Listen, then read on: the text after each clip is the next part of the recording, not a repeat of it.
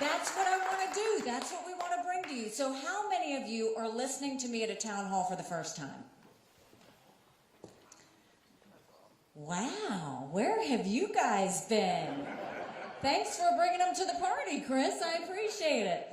Well, let me tell you a little bit about myself, where we are in the country, how we're going to savor, and then we're going to open it up for some questions. So I was born and raised in a small rural town in South Carolina, 2 stoplights, 2,500 people. You couldn't think about doing something wrong without somebody already telling your mom. My mom started a business out of the living room of our home, and 30 plus years later, it was a successful company. I started doing the books for the family business when I was 13. It wasn't until I got to college that I realized that was child labor. I'm not an Ivy Leaguer. I went to a public university. I went to Clemson University. Go Tigers. Graduated with a degree in accounting. Accountants are problem solvers. One accountant in the room. I appreciate it. And I went and worked in the corporate world, and then I came back home to the family business. And one day I happened to be sitting with my mom, telling her how hard it was to make $1 and how easy it was for government to take it. And my mom said, quit complaining about it, do something about it. I truly did not know you weren't supposed to run against a 30-year incumbent in a primary. Ignorance is bliss. I had never been politically active. Once I realized he was related to half the district, the only option was to win. So I went around the district and said, we have way too many lawyers at the State House. I think they need a really good accountant. And the district took a chance on me, and we won. And when I got to the State House, my focus really was on small businesses. I have always believed small businesses are the heart of our economy. And if you take care of them, you take care of everything else. And so I really fought for those. And after being there 3 or 4 years, South Carolina had typically voted for things on a voice vote. All in favor, say aye. All opposed, nay. The ayes have it. But one day they voted on a bill that would give legislators a pay raise. All in favor, say aye. All opposed, silent. The ayes have it, yet to this day you can't find anyone that says they voted themselves a pay raise. I was furious because we had a Republican House, a Republican governor, and a Republican Senate. And so I filed a bill that said anything important enough to be debated on the floor of the House or the Senate is important enough for the people to know how their legislators voted. And the Speaker of the House said, put the bill away.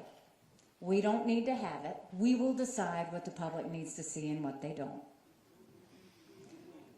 Long story short, when I refused to put the bill away, they stripped me of everything.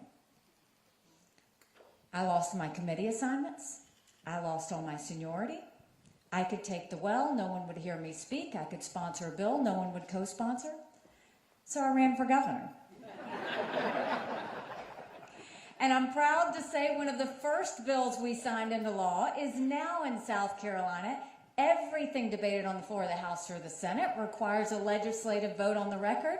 And we took it a step further and we did it on every section of the budget as well. And I love music. You were listening to my playlist earlier.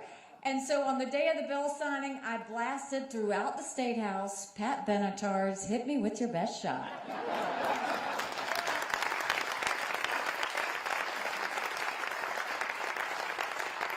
When I became governor, South Carolina was hurting. We had 11% unemployment. We had thousands of people on welfare, and South Carolina was the butt of the jokes. And so we got to work.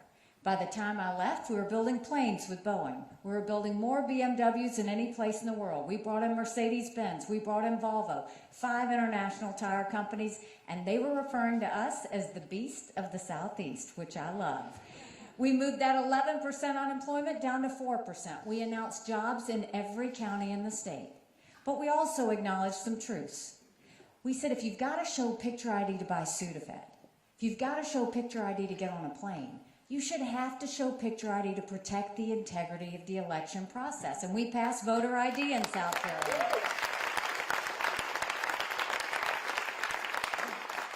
We passed one of the toughest illegal immigration laws in the country. We passed tort reform. We made sure we cut taxes. We cut taxes on small businesses. We cut taxes on veterans. We made sure that we paid down our debts and we built up our coffers. We moved thousands of people from welfare to work. And by the time we left, we were named the friendliest state in the country, the most patriotic state in the country, and the #2 state in the country people were moving to. And then I got the call for the United Nations. And my honest answer was, I don't even know what the UN does. I just know everybody hates it. I wasn't wrong about that. But when I got to the UN, I wanted countries to know what America was for and what America was against. I didn't care if they didn't like me, but I wanted them to respect America. And we got to work. We pulled ourselves out of the Iran deal. We moved the embassy from Tel Aviv to Jerusalem. I pushed China to pass 4 sets of sanctions that were the largest sanctions that had been pushed in a generation against North Korea, and we got them to stop testing ballistic missiles. But the biggest thing that we did, we took the kick me sign off of our backs, and America was respected again at the UN. Now I'm running for president, and I don't need to tell you how bad things are. You don't have to turn on the news to see it. You feel it when you go to the grocery store. You feel it when you fill up your car with gas. You feel it in your mortgage payments, your insurance payments, and the things that you need. They've all gone up. And I would love to tell you that Biden did that to us. And he sent us down this socialism creep that's dangerous, that we have to stop. But I've always spoken in hard truths, and I'm going to do that with you today. Our Republicans did that to us too. You go back and look at that $2.2 trillion COVID stimulus bill that they passed with no accountability. It expanded welfare that has now left us with 100 million Americans on Medicaid, 42 million Americans on food stamps. That's a third of our country. And did Republicans try and correct it and make it right? No. They opened up earmarks and pet projects for the first time in 10 years, passing through 7,000 of them last December. Want to know how they spent your money?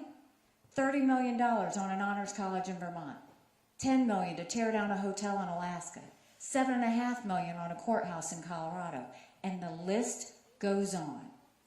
In the 2024 appropriations budget, Republicans put in $7.4 billion worth of pet projects and earmarks.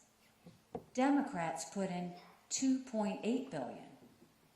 Now you tell me who the big spenders are. All while 1 in 6 American families can't afford their utility bill. 60% of Americans are living paycheck to paycheck. 50% of American families can't afford diapers. Social Security will go bankrupt in 10 years. Medicare will go bankrupt in 8. Then you look at our education system. Everybody wants to blame COVID for our education system. We had problems with education before COVID. Do you know right now in America, only 31% of 8th graders in our country are proficient in reading? 31%. Only 27% are proficient in math. If we don't do something, we're going to be in a world of hurt 10 years from now. And then you look at the border. I have run out of things to say about the border. It is a total dereliction of duty, what's happening on that border. And I've been to the border, and I didn't pull a Kamala, go and come back. I went 400 miles down that border. You're not ready for what I saw. Mounds of shoes, mounds of clothes, paraphernalia, rape areas that the women and girls have to go through. When you get up in the morning, you get your coffee and you watch the news. When these ranchers get up in the morning, they get their coffee and they go see if anybody died crossing the fence. They pick up whatever little kids were left behind and turn them over to Border Patrol. I met with multiple sheriffs. They said before 7 a.m., they pick up whatever illegal immigrants they can find, turn them over to Border Patrol. Border Patrol documents them and releases them until their court date years from now. And when I asked Border Patrol about their job, they said, you want to know what we do? We're glorified babysitters. They don't let us do our job. 8 million illegal immigrants have crossed that border.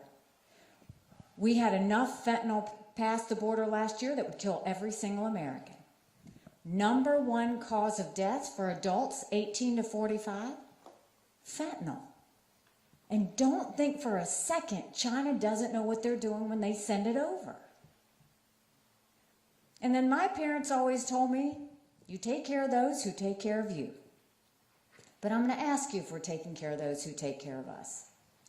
Right now in America, over 33,000 veterans are homeless that we know of.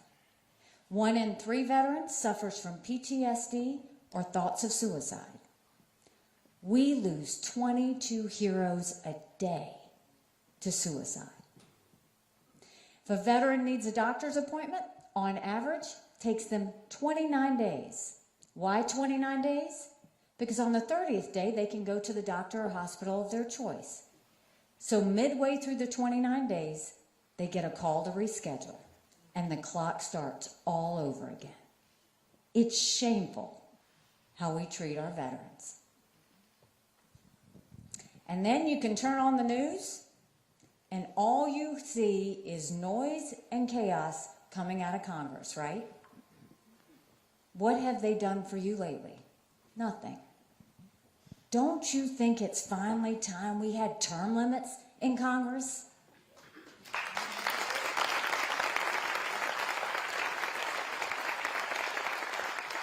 Don't you think we need to have mental competency tests for anyone over the age of 75?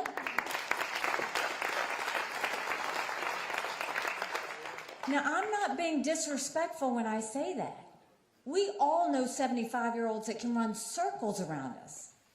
And then we know Joe Biden. The Senate has become the most privileged nursing home in the country. These are people making decisions on our national security. These are people making decisions on the future of our economy. We need to know they're at the top of their game.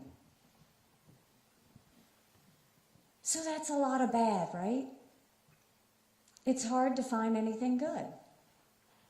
But now I'm going to tell you what I told South Carolinians when I became governor.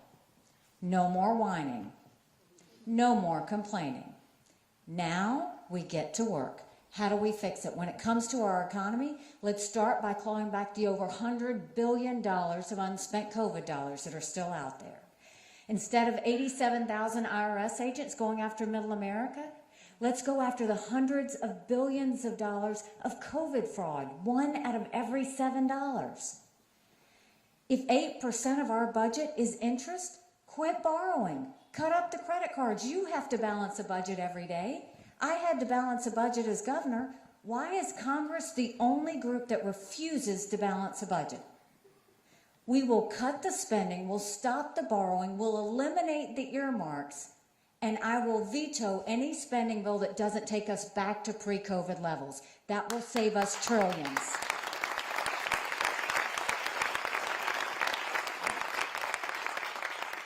And we need to open up the middle class. Right now we see the rich getting richer and the poor getting poorer. And we need to let the middle class breathe. That's why we're going to eliminate the federal gas and diesel tax in this country. We're going to cut taxes on the middle class and simplify the brackets. And we're going to make the small business tax cuts permanent. They made them temporary. They made the corporate tax cuts permanent. Let's make the small business tax cuts permanent because they truly are the heartbeat of our economy. And then we're going to do something before now. Presidents have always met with governors once a year.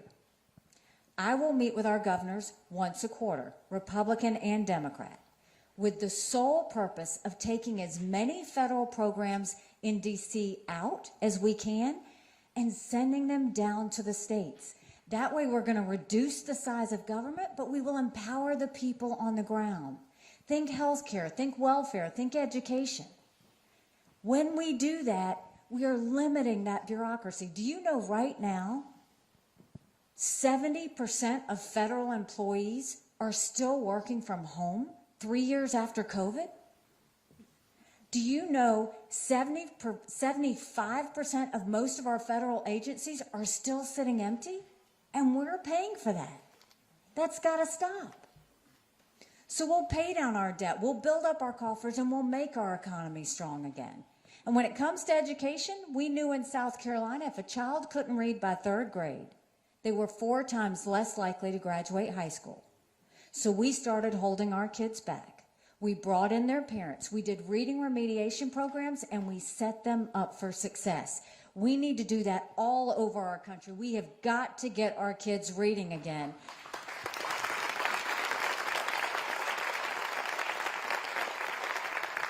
And no parent should ever wonder what's being said or taught to their child in the classroom. We need complete transparency in the classroom for our parents.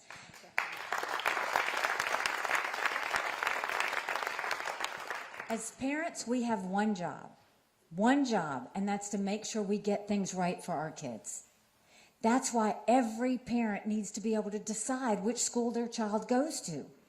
Every child deserves a good education, regardless of where they're born and raised. We have to stop mandating their education based on a zip code. And then let's start building things in America again. Let's put vocational classes back into our high schools.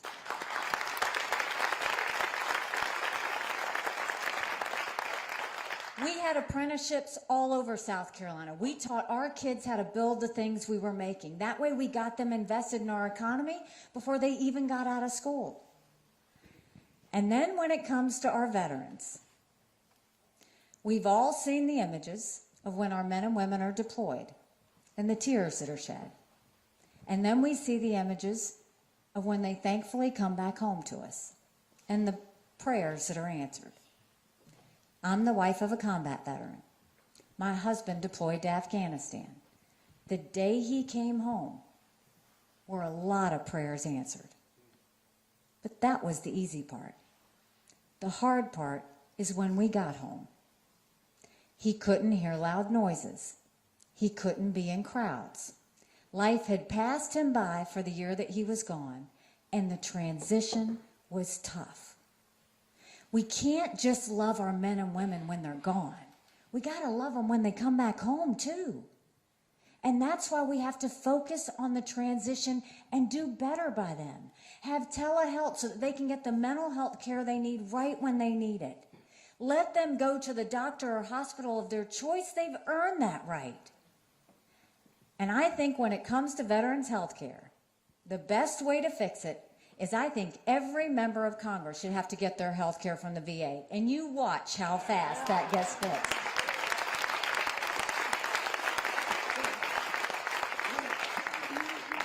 Trust me, it is going to be the best health care you've ever seen if we do that. So we have the answers on that side. But you know, there were 2 things when I was at the United Nations that Russia, China, and Iran never wanted America to have. They never wanted us to have a strong military, and they never wanted us to be energy independent. We won't just be energy independent, we'll be energy dominant. We will tap into every energy source we have. The EPA right now cares more about sagebrush lizards than they do about whether people can afford their power bills. We have got to get the EPA out of the way, speed up permitting, make sure we get the Keystone Pipeline, start partnering with our producers instead of demonizing with our producers. Export as much liquefied natural gas as we can. Energy could be an economic boom for us if we allowed that to happen. So we have the answers on the domestic side. Now let's talk about national security. Literally, the world is on fire. We've got a war in Europe. We've got a war in the Middle East. We've got North Korea testing ballistic missiles. We've got China on the march. But make no mistake, none of that would have happened had we not had that debacle in Afghanistan.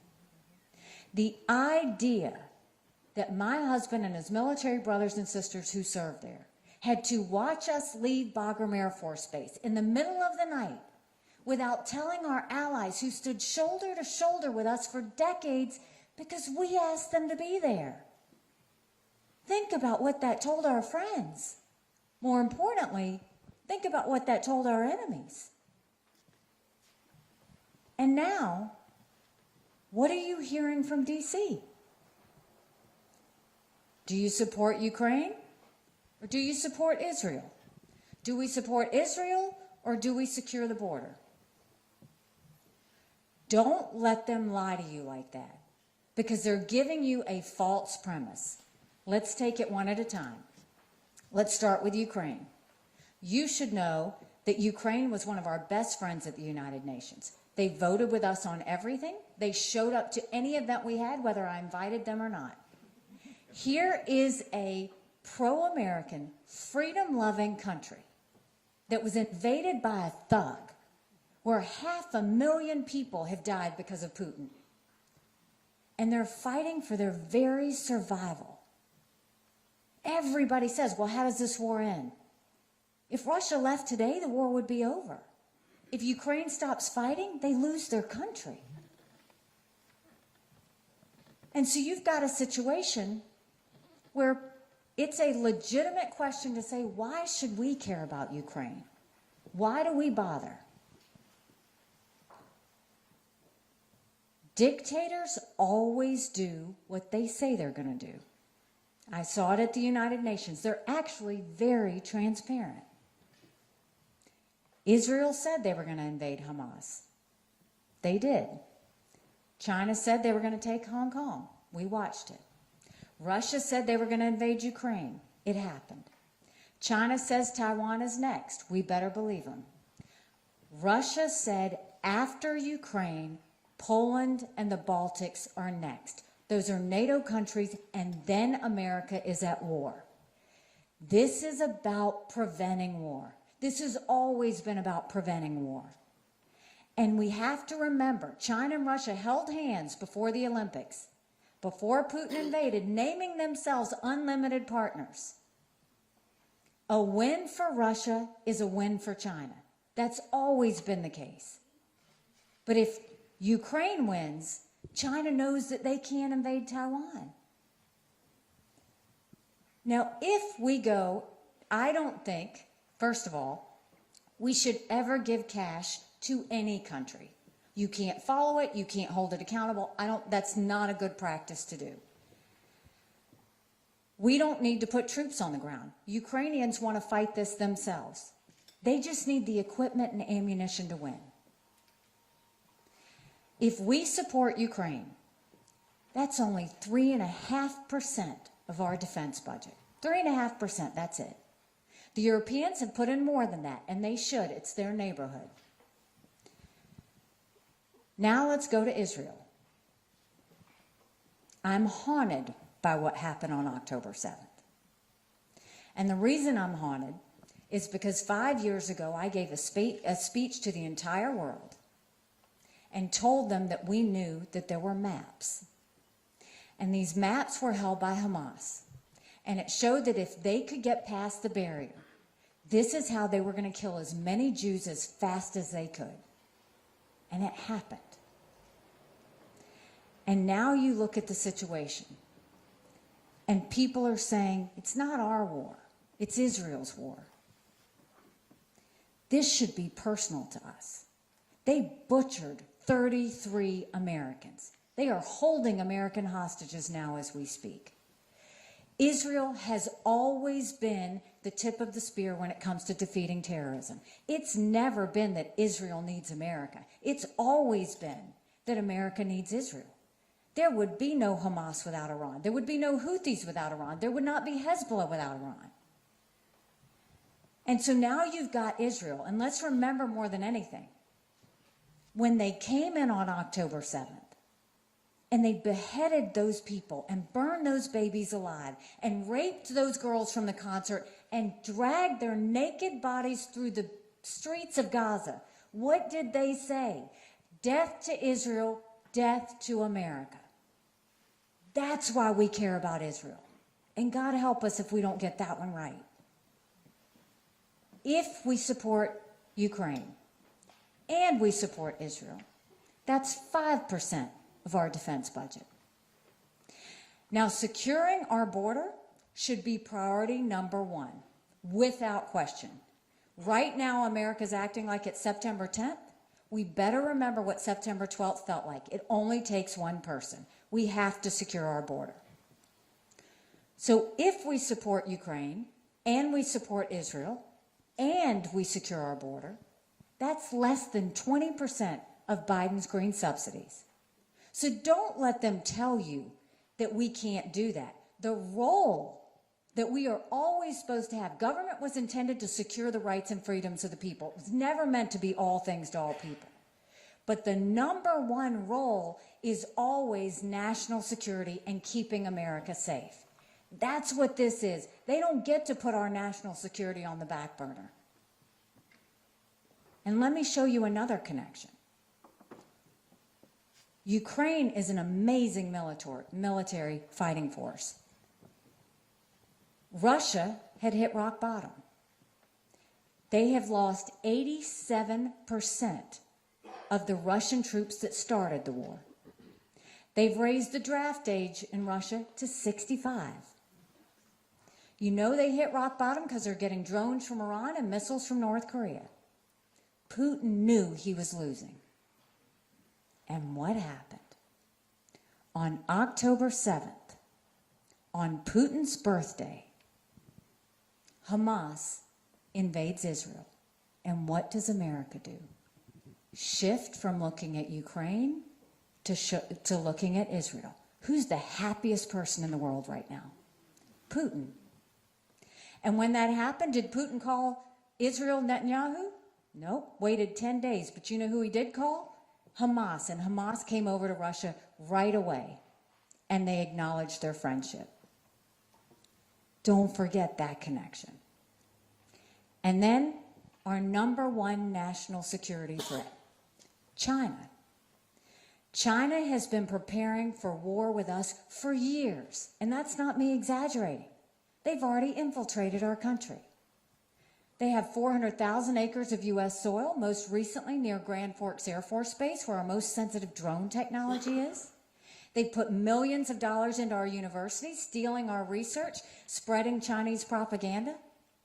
Everybody got upset about the Chinese spy balloon, rightfully so. What about the fact that 90% of our law enforcement drones are Chinese and the mini surveillance that's happening? We've had more Americans die of fentanyl than the Iraq, Afghanistan, and Vietnam wars combined. 75,000 Americans last year alone. And there's technology that China wants because it builds up their military and it threatens America. Yet the Biden administration approved 70% of it last year.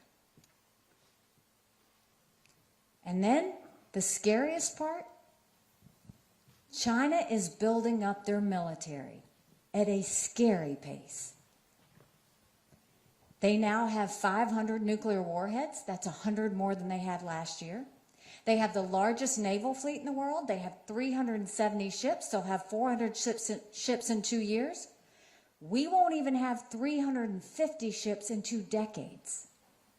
They're doing artificial intelligence. They're doing cyber. They're doing space. They've developed hypersonic missiles. We've barely gotten started. And now China's the lead developer of neurostrike weapons. Weapons engineered to change the brain activity of military commanders and segments of the population. That's who we're dealing with. So don't let Biden and Yellen tell you that China's a competitor. I dealt with China every day I was at the United Nations. They never saw us as a competitor. They always saw us as an enemy. We have to start looking at China the way they look at us. So how do we deal with China? The first thing is no more selling them U.S. soil, and let's take back the land they've already purchased. The second thing is we'll go to our universities and say you either take foreign money or you take American money, but the days of taking both are over, and get that infiltration out of our universities. We will go to them and we'll tell China we're going to end all normal trade relations with you until you stop murdering Americans with fentanyl. You watch how fast they move when we do that. They need our economy. Let's blacklist every technology that hurts America and builds up their military. And then let's focus on modernizing our military and strengthening our military. Strong militaries don't start wars. Strong militaries prevent wars. And that doesn't mean throwing a lot of money at the Department of Defense. It means cleaning it up. Pull down the red tape, pull down the bureaucracy, get rid of the issues that are not mission-driven for the Department of Defense. Focus on the things that matter, not past wars that are land, air, and sea, but making sure we're in front of things like artificial intelligence, cyber, and space. And support our men and women in the way they're supposed to be supported. For goodness sake, stop the gender pronoun classes. It's demoralizing our military. But when we do that, we will show that America is ready for any challenge. And that's what our enemies fear. So to tie all this together, there's a reason the Taiwanese want America and the West to support Ukraine. Because they know if Ukraine wins, China won't invade Taiwan. There's a reason the Ukrainians want us to support the Israelis. Because they know if Iran wins, Russia wins, and they lose their country. It's all connected. And here you have Congress, who right now is battling it out for money. And shame on them, because they're now talking about going home for the holidays. And listen, if I were there, I'd pull them in a room and say, we're not leaving until we figure this out. If they continue to go down this path of not doing their job, they should not get paid, period.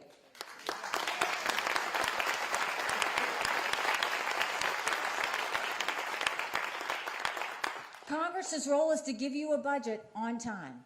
Do you know they've only given us 4 budgets on time in 40 years? It's a problem.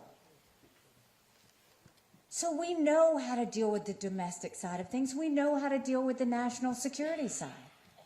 But the first thing we have to do is we have to stop this national self-loathing that's taken over our country.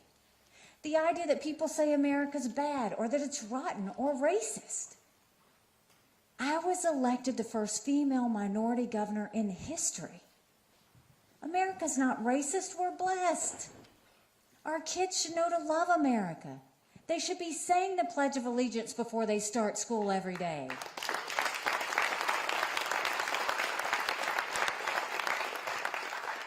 You know, 5 months ago, I dropped my husband Michael off at 4 a.m. for another year-long deployment. And I watched him and 230 soldiers pick up their 2 duffel bags of belongings to go to a country they'd never been, all in the name of protecting America. They're willing to sacrifice their lives and their families because they still believe in this amazing experiment that is America. So if they're willing to fight for us there, shouldn't we be willing to fight for America here? Because we have a country to save.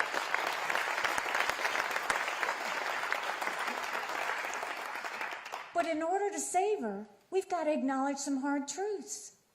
Republicans have lost the last 7 out of 8 popular votes for president. That is nothing to be proud of. We should want to win the majority of Americans. But the only way we're going to do that is leave the negativity and the drama of the past and move forward with a new generational leader that is looking towards the new solutions that we have to deal with. Another hard truth. I think President Trump was the right president at the right time. I had a great working relationship with him in the administration. I agree with a lot of his policies. But rightly or wrongly, chaos follows him. Chaos follows him. You know I'm right. It follows him. And we can't have a country in disarray and a world on fire and go through 4 more years of chaos. You don't defeat Democrat chaos with Republican chaos. And not only that, we've got to seriously right the ship. And the way to do that is we got to think about the general election too. And if you look at any of the polls, general election polls, they all show Biden and Trump neck and neck. On a good day, he's up by 2 points. Wall Street Journal, had him up by 4. That's the margin of error. In those exact same polls that I'm in, Wall Street Journal, I defeat Biden by 17 points.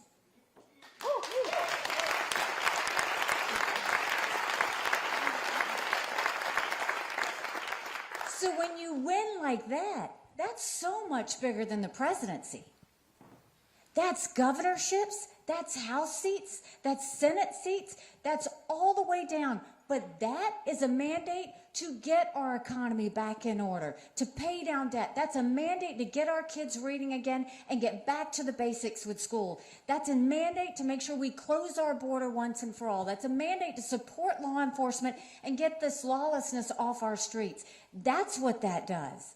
That's how we fix it. So think about that. Can you imagine it? How good that would be? Aren't you tired? You know, when I was announced, someone asked me why I was doing this. And I said, my parents came here 50 years ago to an America that was strong and proud and full of opportunities. I want them to know that country again. I'm doing this for my husband, Michael, and his military brothers and sisters. They need to know their sacrifice matters. They need to know we love our country.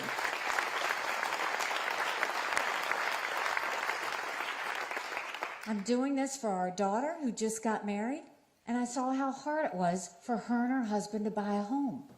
The average homeowner in America now is 49 years old. That makes the American dream feel out of sight.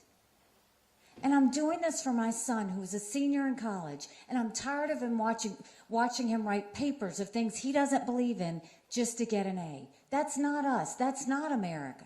And for the first time, 81% of Americans don't think their kids are going to have as good of a life as we did. We can't be okay with that. I'm not okay with that. We do have a country to save. But I'll promise you this. If you join with me in this fight, I know that our best days are yet to come. Thank you very much. God bless you. I appreciate it. Thank you. Thank you so much. Thank you. Thank you so much. Thank y'all so much. I appreciate it. Thank you. Thank you. Thank you. Thank you so much. Y'all know how to make a Southern girl feel good. I appreciate that. We are now going to open it up for questions. We're going to turn the mics back on you. There's nothing I won't answer. You may not like my answer, but there's nothing I won't answer. We should have 2 people. Do we have 2, Andrew? 2 people. So if you raise your hand high, they will find you and you can ask your question. Yes, ma'am. Welcome. Thank you. Can I hold it? He won't let it go because he thinks you're going to run off with it. So thank you for coming. Thank you. Newport is a small little old place, but it's really important. So Absolutely. It's nice that you're here. Thank you. My question is about the Middle East. And I've actually written down a quote that you had said in October. I'm not talking about Hamas. I'm talking actually about what happened before October 7th. So when you answer the question, if you could stick to just before. Pre-October 7th, yes. Yes. So we know that the Palestinians and the Jews both claim that space in the Middle East as their ancestral homes. Somehow, well, we know how, the Israelis came out as the dominant culture.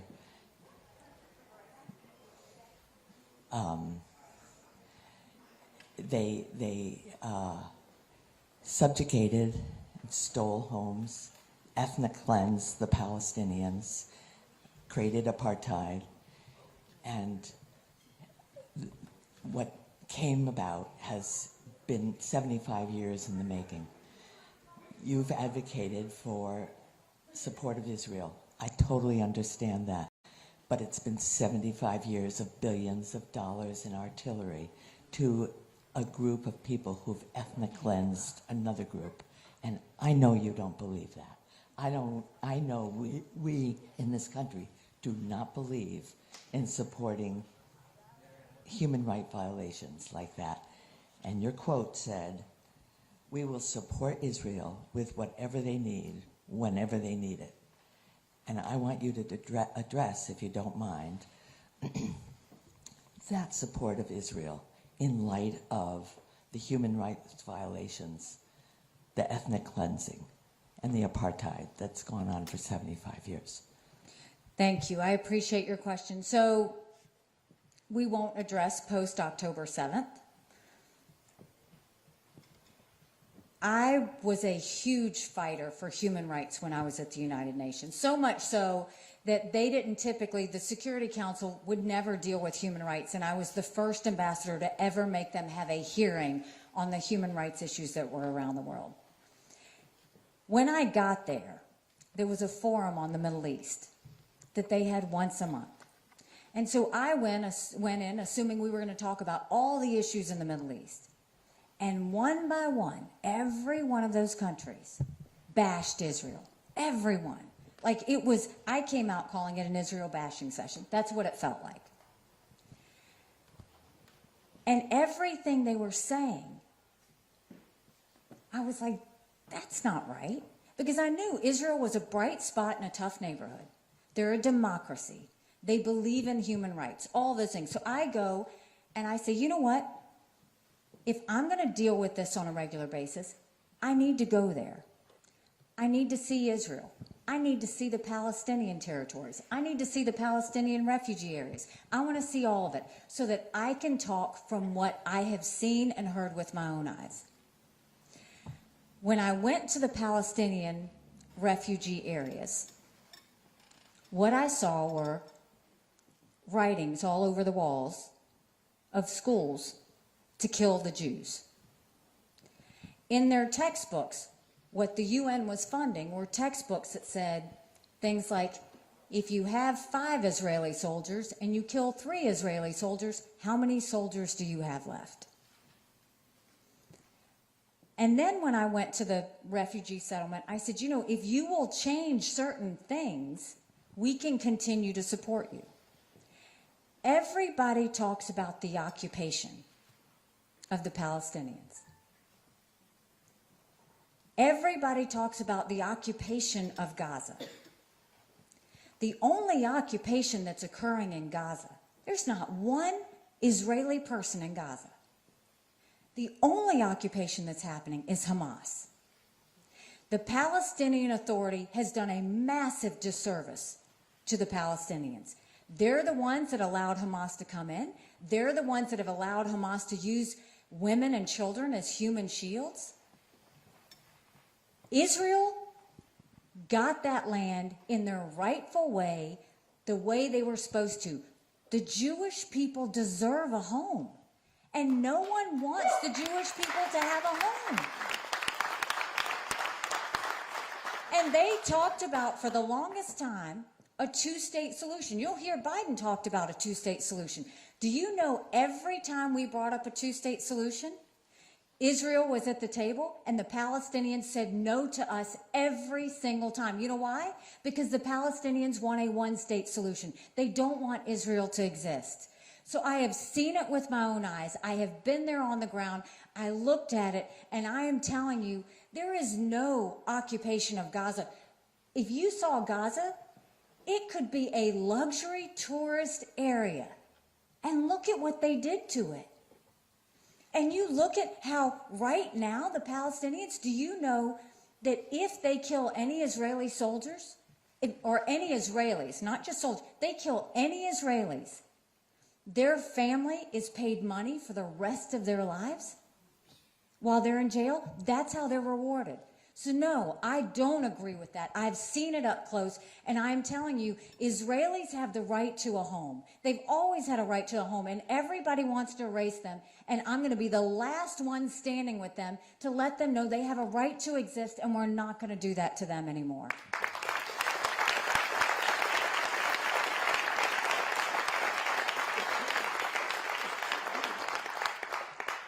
Yes. Yes, sir. Hey, Nikki, hope I'm looking at the next president of the United States. From your lips to God's ears. So I guess my biggest question or concern is I have absolutely no doubt you can absolutely kill Biden. Good stuff. Not literally, but yeah. But anyway, my big concern is that you really need to turn it up on Donald Trump, that he attempted a coup on national TV. You need to call it what it is. You need to go after him hard. So I would hope that you'll turn it up and not just say it's chaos. It's the guy's a bad guy, and he needs to be brought down, and he needs to be called a bad guy. And I think if you just showed a continuous tape of January 6th over and over again, I would hope the rest of the Republicans would finally get it, that he can't be our next nominee. Thank you. It's interesting. Anti-Trumpers think I don't hate him enough. And pro-Trumpers think I don't love him enough. And the truth is, I call it like I see it. It's not personal for me. It's just about policy. I've actually called him out many times. The reason I got out of the administration without a tweet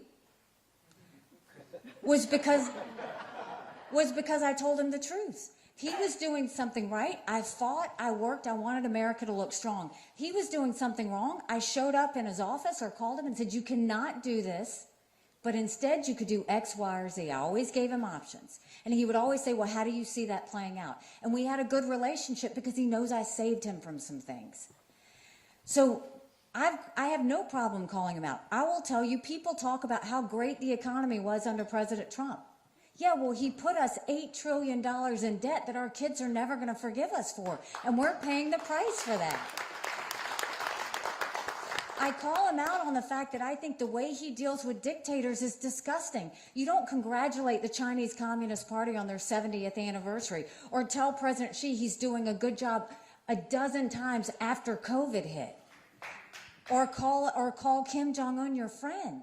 Like, you don't handle it that way. Being a strong America is acknowledging thugs and dictators when you see them and making sure you do that. I have said, he says January 6th was a beautiful day. I think January 6th was a terrible day, and we can never help that happen again. So I am happy to call him out on the things that matter. Anytime. If it's on an issue, you'll always hear, it doesn't matter who it is. You hear me call out Republicans, you hear me call out Democrats. I've always just spoken the truth. And I'll continue to do that. So how do I win is what I think you're really getting at, is how do I win? So the first thing is, we've been here so many times, and get used to this face, because you're going to continue to see me all the way until the very end.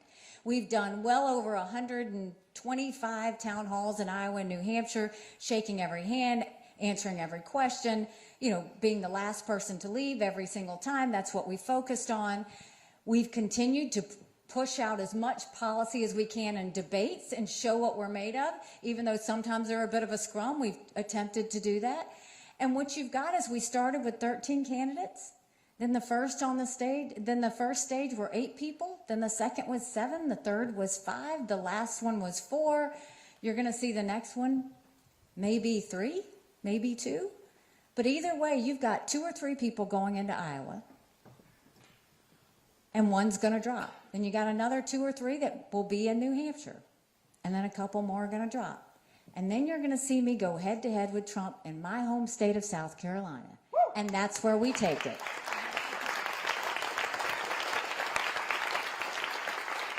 So if you will help me get out the vote here, I promise you I will continue to call it like I see it whenever an issue comes up. Yes, sir. Thank you for being here, Nikki. Appreciate your. Appreciate Okay.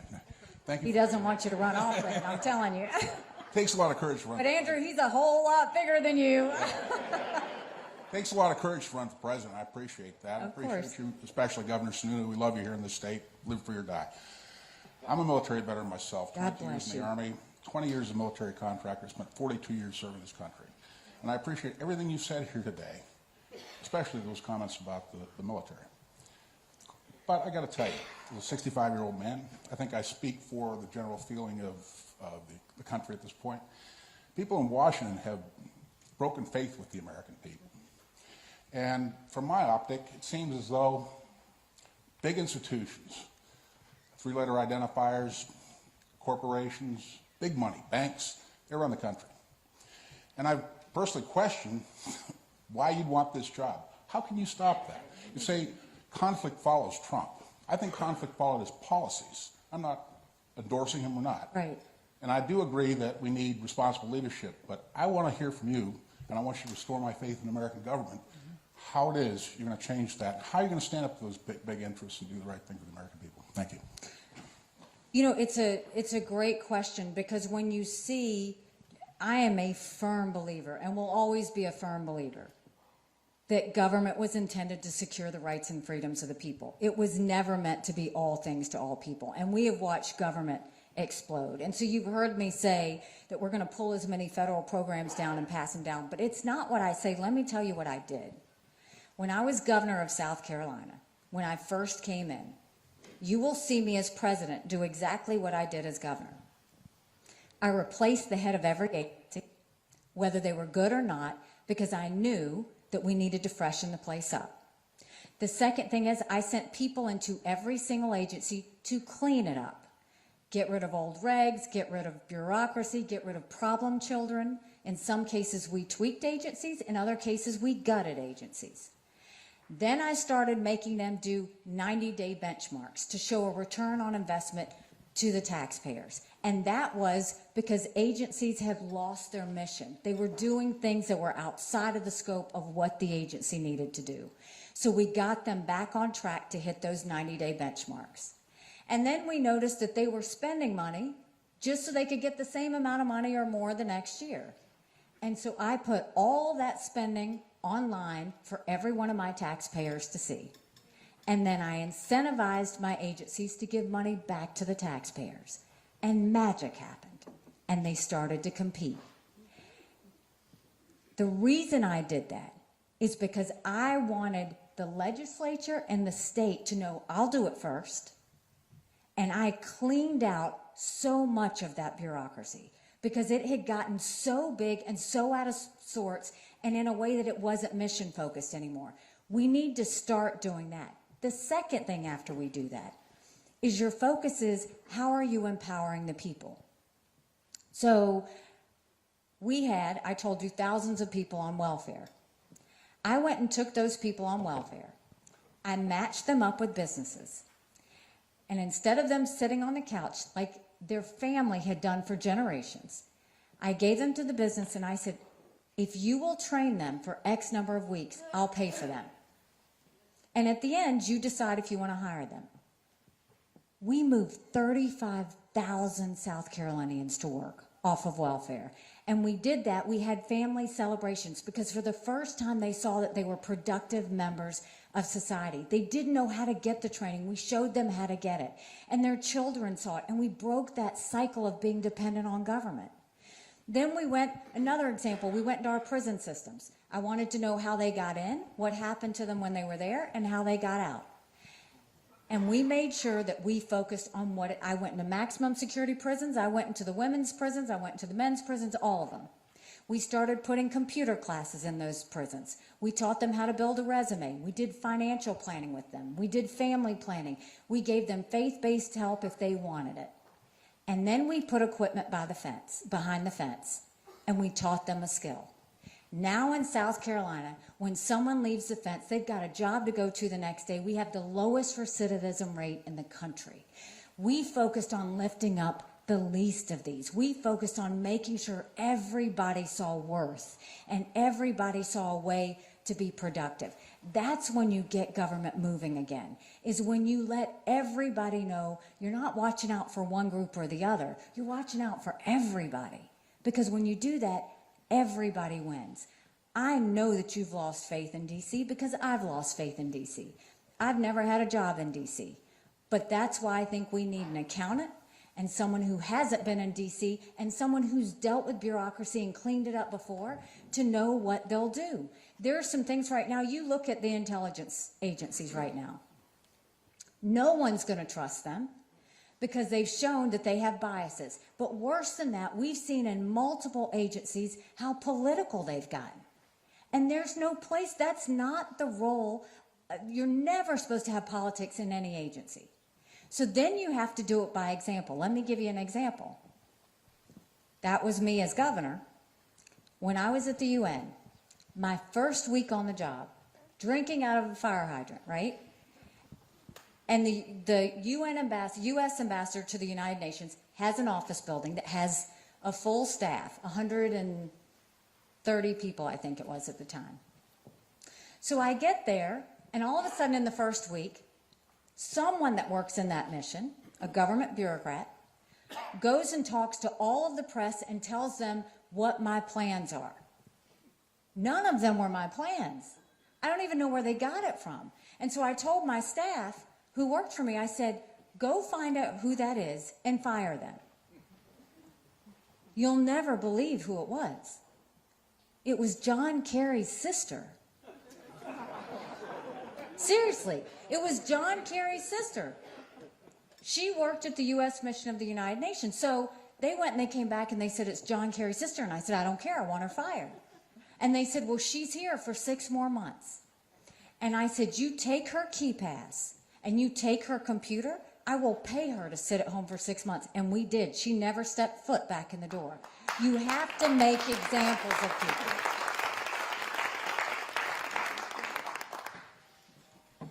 Thank you for Yes, taking sir. my question. Of course. I wasn't planning on being here.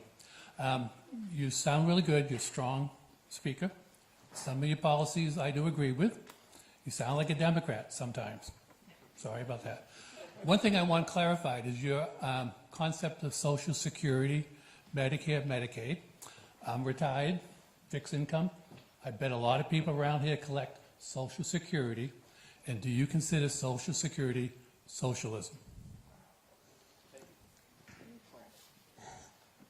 When they did the New Deal, at the time that they did it, I think it grew government quite a bit when they allowed Social Security and Medicare to step in. Having said that, it is where it is, and people have gotten to a point in their life that they depend on it. Social Security will go bankrupt in 10 years, Medicare will go bankrupt in 8. Every other candidate is saying they're not going to touch entitlements.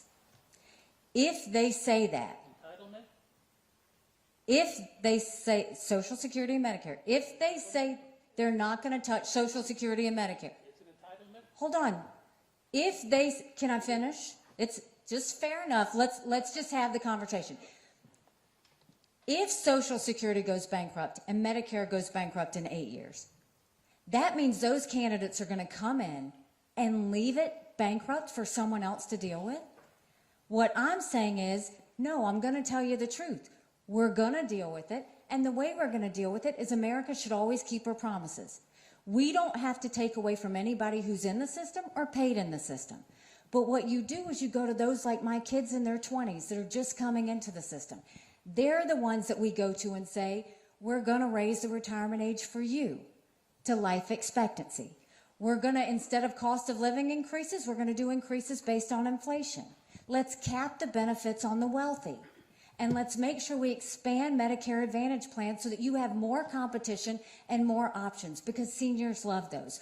There's a way we can do it by getting in front of it. If we do that and some other things, that's how you make sure that we've got something even for our kids to have. Because right now they know they're not going to get it. So my job is to make sure that you have what you need and what you've been promised, that we continue to pay down our debt, that we lessen inflation, and that we get our economy back on track. That's my focus. So if you don't like me calling Social Security and Medicare entitlements, that's we can have that debate, but what we're talking about is the same thing, Social Security and Medicare.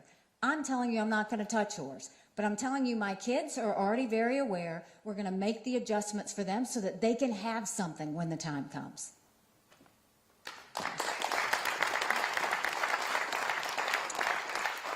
So I'm a mother of a 2-year-old and another one in a month going to be here. And I just wanted to, having a kid is expensive. And figuring out how to do daycare and manage that, I'm newish to New Hampshire, and it is impossible here. And I think it's impossible many places. The economics of running a daycare, hiring people, these are people who I'm paying more than a lot, and they're being paid less. And it's just a very difficult system to figure out how to make work piecemeal. And everyone who has a kid in the place they don't want to have a kid, whether that's home or a situation with family. It takes you out of the workplace. It takes you out of your kid having an optimal, you talked a bit about education, how that's important, learning to read by 3. You know, how do we think about that nationally? How do you think about that for many, many people are in similar but worse situations than I'm even in? And this is an important time. Well, and I think it's really hard for young moms now especially, and I say that because when Michael and I were raising our kids, childcare was almost as much as a house payment. Like the amount of money that we had to spend when we had 2 kids, I remember it took our breath away. And so you've got parents saying, well, how do we both work? And sometimes we worked because we wanted them to have that experience of playing with other kids, but we had to figure out how to afford it. But since COVID, it's even worse. Because what you had was you had all these child care centers close because they're small businesses, and the small businesses, they couldn't continue to stand it, especially if you were like closing places down, they couldn't have that. And then you had this shortage of baby formula. I don't know if you went through that, but God help every mother that had to go through that, where they were sitting there looking in what states they could find baby formula from. So it hasn't been an easy time for young families at all. What I will tell you is we will continue the child care tax credits that are out there to make sure that those continue. I think it's important for families. I think that they need to have that, and we need to continue that as well. But we also need to help small businesses, and that's where the child care centers come into. Right now, the regulations they are under are so expensive that they pass it on to you with your child, and that's regulations that come down from all the government mandates that they have. Then they have to pay insurances, then they have to pay these teachers, and then they have to keep a ratio and keep overhead.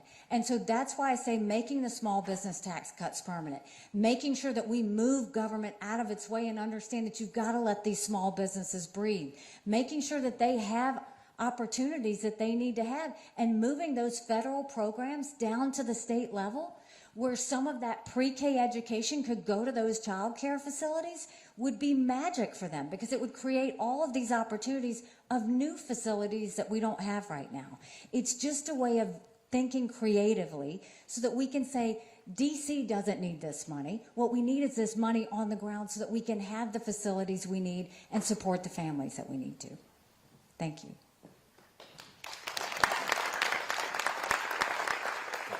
And we have time for one more question. Yes, sir. Make it a good one. Okay, that would be a good one. This shouldn't bother me. I'm 86 years old. It doesn't affect me. But You look fantastic. We're talking Let me know what you're eating. We're talking about the issue of abortion. Not what has gone past, but going forward. It's a huge situation in this country today, especially after having heard the news about the 31-year-olds, et cetera. My problem is with that, all the people that are making these decisions of whether you have a right to or not a right to are men. And so going forward, what are your ideas to deal with this situation, in a situation where the people who need it are taken care of? I appreciate you asking that question. That's a good one.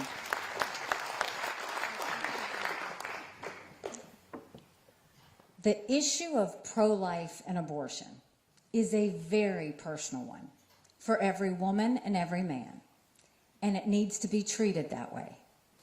Personally, I'm unapologetically pro-life, not because the Republican Party tells me to be, but because my husband was adopted, and I had trouble having both of my children. So I'm surrounded by blessings. Having said that, I don't judge anyone for being pro-choice any more than I want you to judge me for being pro-life. But they have not handled this issue well at all, and they have not told the American people the truth. So let's go back and look at how we got to this point and then talk about how to fix it. Prior to 1973, you had 46 state laws that had 46 laws in terms of how to handle abortion. And in 1973, you had unelected justices take away those state laws and say abortion anytime, anywhere, for any reason. Now I think a wrong was made right. Unelected justices said that was wrong for them to do, and it should have been in the hands of the people. I think that's the right thing. It should be closest to the people because they're the ones that have to live with the issue. Some states have become more pro-life. I welcome that. Some states have gone more on the choice side. I wish that wasn't the case, but the people decided. So I respect that. The issue at hand that we're dealing with is what about a federal law? And that's the part they haven't been honest on. In order to pass a federal law, you would have to have a majority of the House, 60 Senate votes, and a signature of a president. We have not had 60 Republican senators in over 100 years. We might have 45 pro-life senators. So no Republican president can go and ban all abortions any more than a Democrat president can ban these state laws. So what can we do? Let's find consensus. Can't we all agree to ban late-term abortions? Can't we all agree to encourage adoptions and good quality adoptions? Can't we all agree that doctors and nurses who don't believe in abortion shouldn't have to perform them? Can't we all agree that contraception should be accessible? And can't we all agree that no state law should say if a woman gets an abortion that she goes to jail or she gets the death penalty? Let's start there. We have to stop demonizing this issue and start humanizing this issue. I had a roommate in college who was raped. I wouldn't wish on anyone that they go through what she went through wondering if she was pregnant. Everybody has a story. Let's be respectful of their story. Our overall goal should be, how do you support as many moms as we can and save as many babies as we can? We all agree on that. If we just come to it from that standpoint, that's when we start to really focus on the issue. Democrats want to put fear in you about abortion. Republicans have shown judgment on abortion. There's no place for fear or judgment when it comes to something this personal. There's only place for respect. And we need to focus on that. And that's what you'll get from me when it comes to this issue.